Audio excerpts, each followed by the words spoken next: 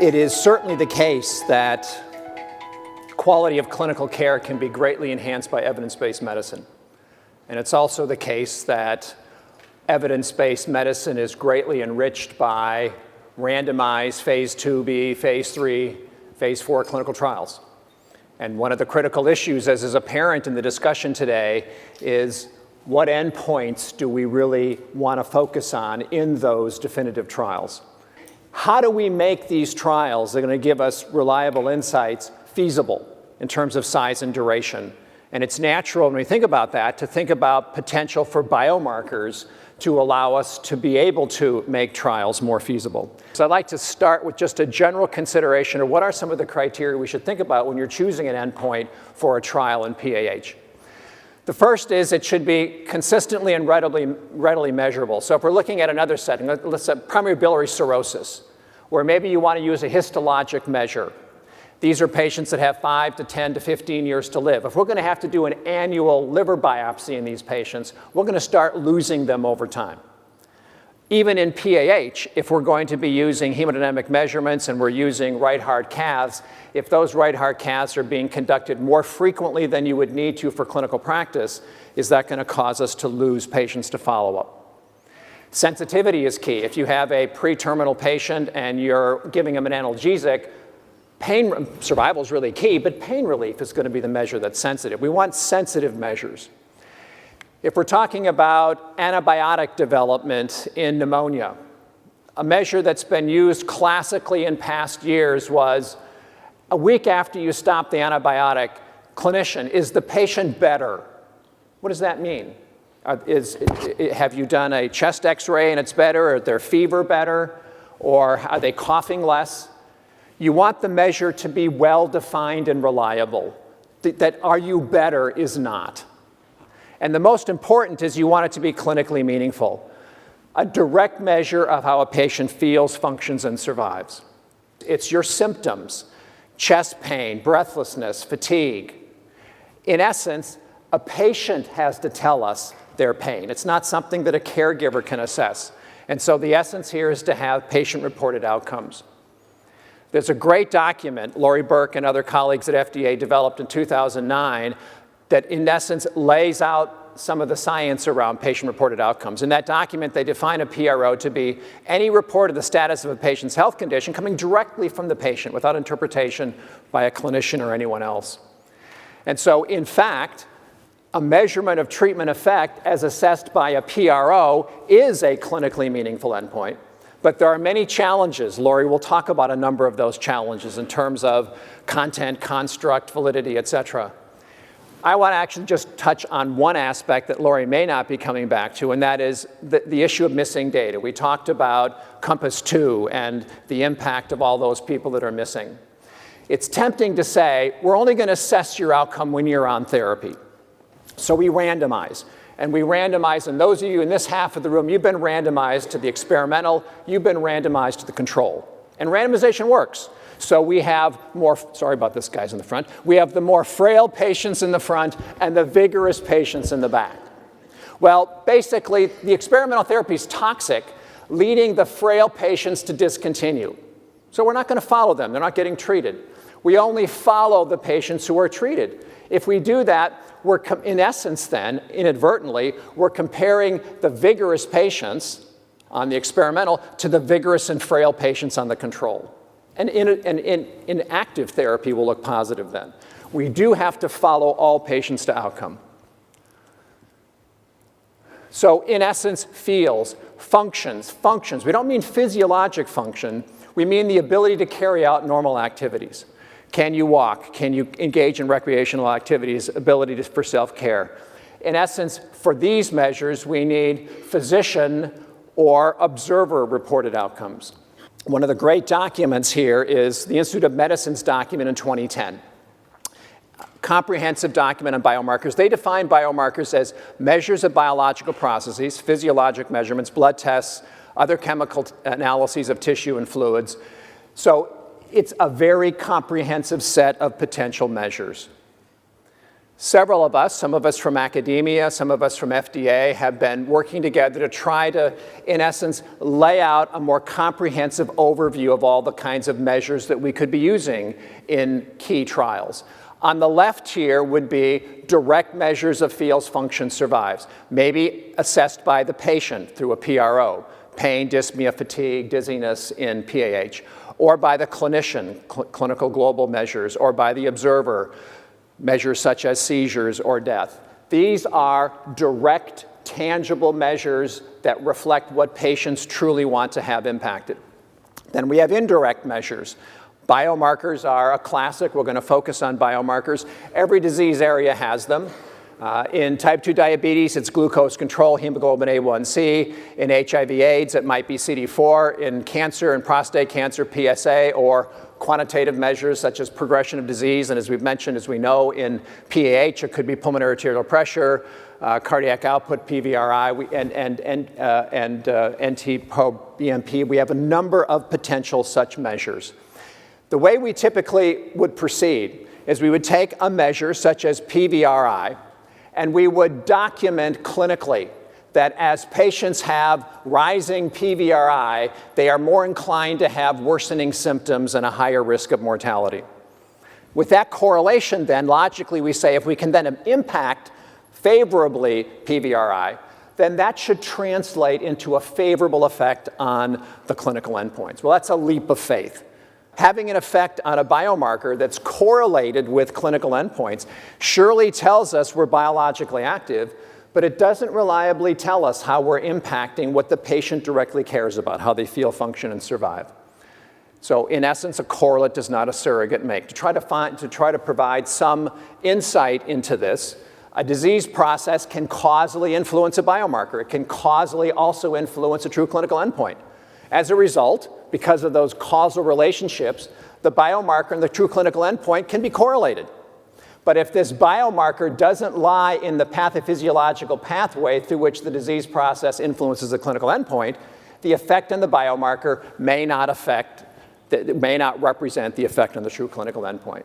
So even if we have effects on the pathway mediated through the biomarker and other pathways, probably the biggest concern, in my view, with biomarkers is if something is potent enough to do what you want it to do, how can you be sure it's not having off-target effects that will, in fact, impact the clinical endpoint not captured by the biomarker? So multiple examples. One is, if you have an MI and you have an arrhythmia, we well know that that's a risk factor for sudden death. We can do something about that. We can give you antiarrhythmic agents. Aconite and flecainide are very effective in suppressing those arrhythmias. And based on that logic, hundreds of thousands of patients every year in this country were getting aconite and flecainide to suppress their arrhythmias post-MI with the expectation that this was undoubtedly a good thing for mortality, although it had never been studied to determine whether it was. And so even though for years hundreds of thousands of patients were getting this, a placebo-controlled trial, the CAST trial, was conducted, randomizing placebo against active. And being on placebo is not always a bad thing. In fact, after 30 to 40 years of clinical research, I would say, if you give me a choice of whether or not to be off a trial or on a trial, there's only one thing: I don't want to be off, because the quality of care that you provide to patients on studies, in fact, typically is enhanced. And very often, the placebos are getting that enhanced benefit. The experimental, in many instances, isn't providing net more benefit than risk. That was true in this case. I think the results shocked a lot of cardiologists. Sildenafil in adult PAH has shown that as we increase doses, you get improved hemodynamics. And yet, the 6-minute walk, while improved, isn't improved in a dose-response manner. In the pediatric setting, it's even more problematic. We've seen in a pediatric setting that the agent in that setting, called Revatio, does, with increased doses, give improved hemodynamics as an adult. So maybe the animals are, in fact, telling us in kids what's happening. Well, in fact, you have worse mortality. So in the STARTS trial, what we've seen is in randomizing 234 children and following them, do we need to follow people long enough? Yes, we do.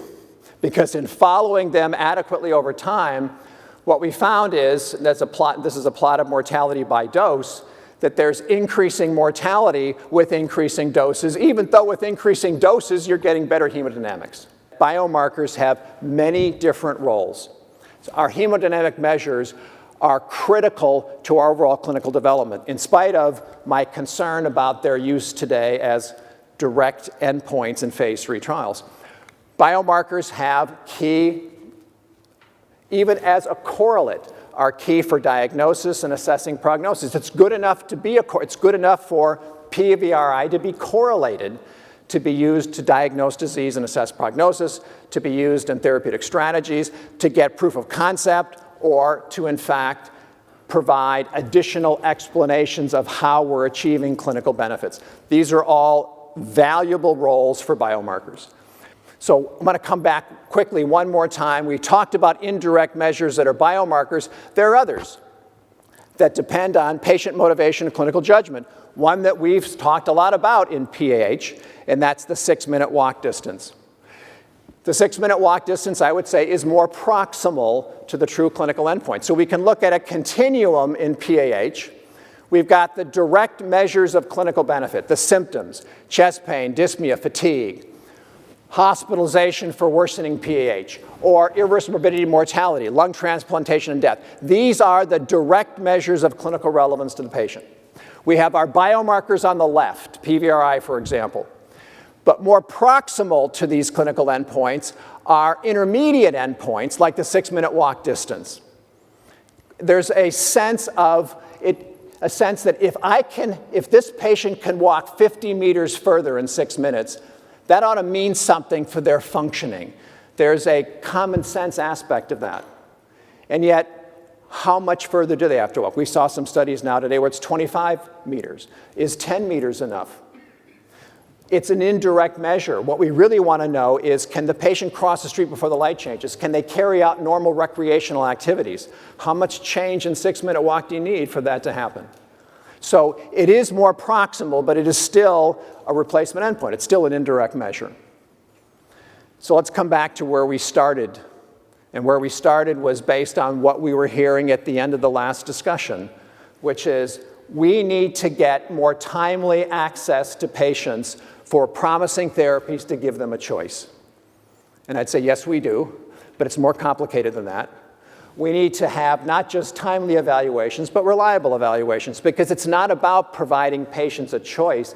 It's really about providing them an informed choice.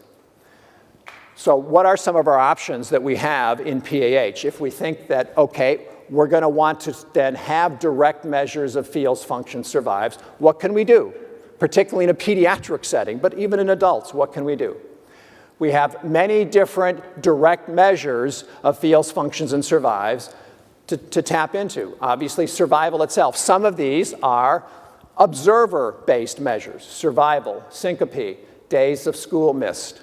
Some of them are clinician-based measures, 6-minute walk, New York Heart Association Functional Class, Clinician Global. And some of them are patient-based symptom measures.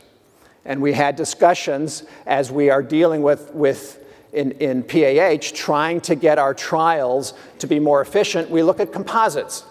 So that's an obvious way to proceed, and we'll have more discussion today about composites.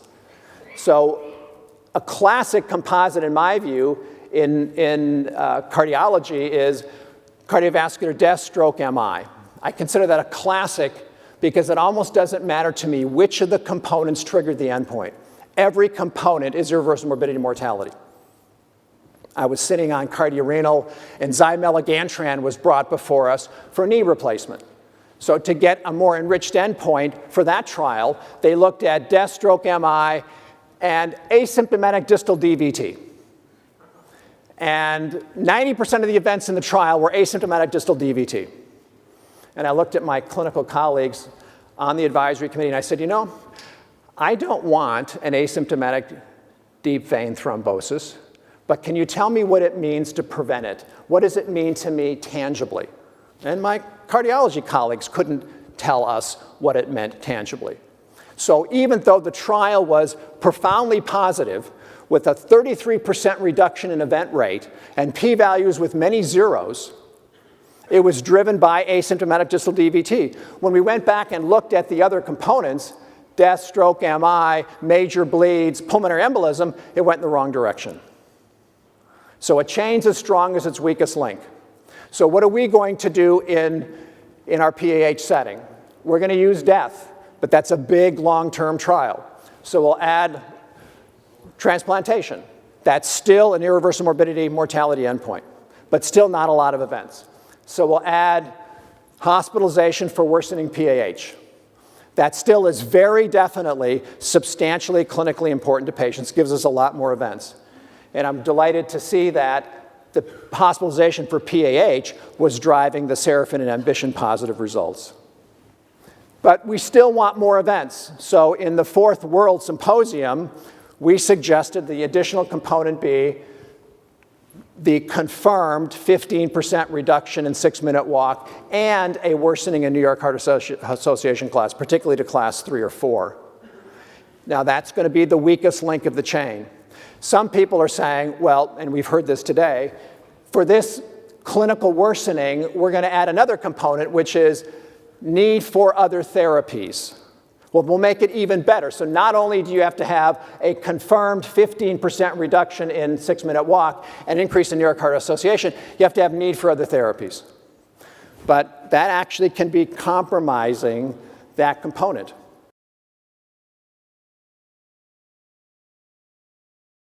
So the concept of interest is the thing that you're actually measuring. So there's been a lot of discussion today about 6-minute walk test. But what is that 6-minute walk distance measuring? It's really measuring the distance walked in 6 minutes.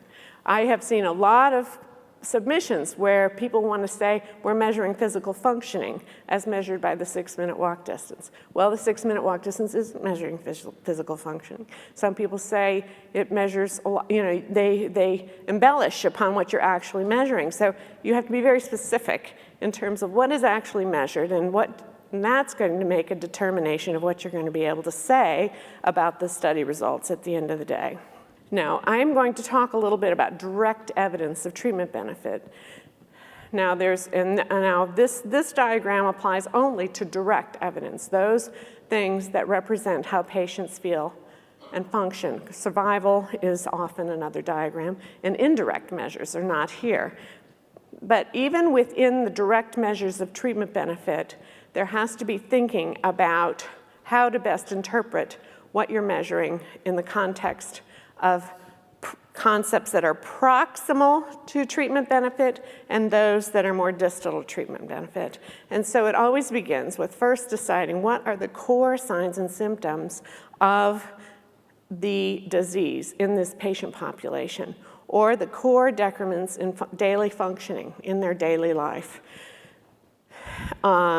People want to call direct measures of treatment benefit when it's measured through a patient-reported outcome measure, quality of life. Well, I don't know what that concept really means. It's sort of like, it's a generic term, but if you're talking about health-related quality of life, you see that's clear over here on the distal end of the proximal to distal scale. Satisfaction with health, overall impact on quality of life. These are direct measures of treatment benefit, but they are distal to the core signs and symptoms or decrements in daily functioning of the disease. In order to interpret these, nobody's saying they're not important. They are direct measures of feeling and functioning, but they are distal in that you cannot interpret what's going on here unless you know what's going on here. This has to be measured first. So in an endpoint model, if there are no biomarkers, we only have symptoms and functioning to measure. Take irritable bowel syndrome, for example, or pain, or anything that's only symptoms. You must first measure those core signs and symptoms or decrements in functioning. Then you can begin to look at the impact of that on other aspects of functioning, generalize that out to more general terms, and finally look at the very distal global measures. But without these core signs and symptoms, you cannot make a conclusion about what whether the treatment is actually having an impact on these distal measures. Because lots of other things impact overall health-related quality of life besides the treatment. And that's why FDA insists on having the proximal concepts measured first. So here's an example of a conceptual framework. So in developing content validity evidence, this has to be explicitly mapped out so you know what questions are being asked, what items are being included in the development of a score, and if there are subdomains and subscores, how do those subdomains and subscores go together to produce a total score? And each one of those scores needs to have words that are attached to it that represent the thing, the concept of interest. So why content validity first? Well, that's because errors in measurement content can then be detected before psychometric evaluation. Those psychometric evaluation studies are long and they're expensive. And it's very important, if the content is inadequate, those psychometric validation studies have to be done over again. So it's always best to get the content complete first. And it's a difficult thing to convince someone that has their instrument, they're ready to go in their clinical trial, but yet they have not yet documented that the concept of interest is actually represented in the score that the instrument generates. And then instrument revision may no longer be an option. Clinical trial results may be compromised. The regulators may request additional work, and the worst case scenario is that the instrument is not adequately targeted, it will not detect a treatment effect, and will not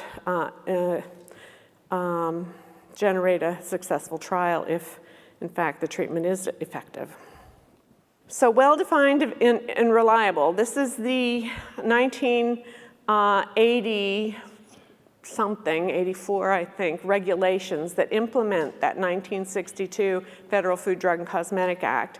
Well-defined and reliable is the requirement for outcome assessment in a clinical trial. So what does that mean? It means that the concept of interest is appropriate in the context of use, and I hope by now you understand what I mean by that statement. It means that patient variability is identified and addressed, and that means that the assessment is developed to adequately assess all the important patient subsets that are going to be enrolled in the future clinical trial, and that there's adequate exploration of patient heterogeneity between, so that you can interpret and understand the score and the change in scores that will be generated in the clinical trial. It means that validity and reliability have been optimized so that sources of experimental error, random and systematic, are minimized, and it means that the assessment is appropriate and comprehensive in the context of use. One thing we haven't mentioned, but is very critically important for all clinical outcome assessments, is explicit training and instructions for use. So even with the 6-minute walk test, which is a clinical outcome assessment, it can't just be assumed that every investigator will understand how to administer this. It can't be assumed that every patient will know the kind of effort they need to generate in order to complete this test. For every outcome assessment, there needs to be this explicit standardized training for both the clinician and the patient to complete the assessment. Here is the typical timeline for clinical outcome assessment development. It's not typical, this is the ideal, actually, where you do all of that column 1 and column 2 work in the pre-IND and the phase 1 timeline in pre-IND in phase 1. And then in phase 2A, you can finalize the content of your measure, adjust it if necessary, establish the content validity, do this qualitative research, add some mixed methods, ensure that this is the appropriate measure for your targeted patient population, and then have 2B to establish test-retest reliability, do some evaluation of construct validity testing, the correlation between this new measure score and other things. As we know, this is not what makes the true validation. It's the real validation is done with the content validity, but you need to know how it acts with respect to other measures that will be used in the clinical trial. And you need to make sure that it's going to detect a treatment effect. So you have the end of phase 2B to be able to do some of that exploratory work, and then you're ready to go with phase 3 and have the full documentation of the assessment characteristics submitted as a part of the application. However, in reality, it doesn't happen that way. We don't think about needing a new outcome assessment until sometime in phase 2. And then our timeline for actually developing that assessment, getting a fully well-defined and reliable assessment is shortened. And we find ourselves doing the test-retest reliability as a run-in to phase 3. We do the exploratory psychometric testing, but it's too late to make adjustments, of course, because you're ready to submit the application. and the results are going to be compromised as a result. FDA has established this new drug development tool qualification program. There are these two processes. One, the bottom process is what I described in those first two diagrams, but now there is this qualification process where it lifts the clinical outcome assessment development, consultation, and advice program outside the application process, get feedback from FDA, and it can be done irrelevant of the phases of drug development. The only requirement by FDA for their free input into drug development tool qualification is that that tool will be publicly available at the end of the qualification process. Patient-centered measure development must begin in the pre-IND stage in order to have the optimal measures that we need for phase 3. And it takes early planning, time and attention to the concept of interest in the context of use. Those words are really important to think about. And there are new methods and processes under development to make this process more efficient, but the most important thing is to acknowledge and not be sloppy in how we do this so that we can all be a part of the solution of providing better information for patients at the time of approval of a new drug.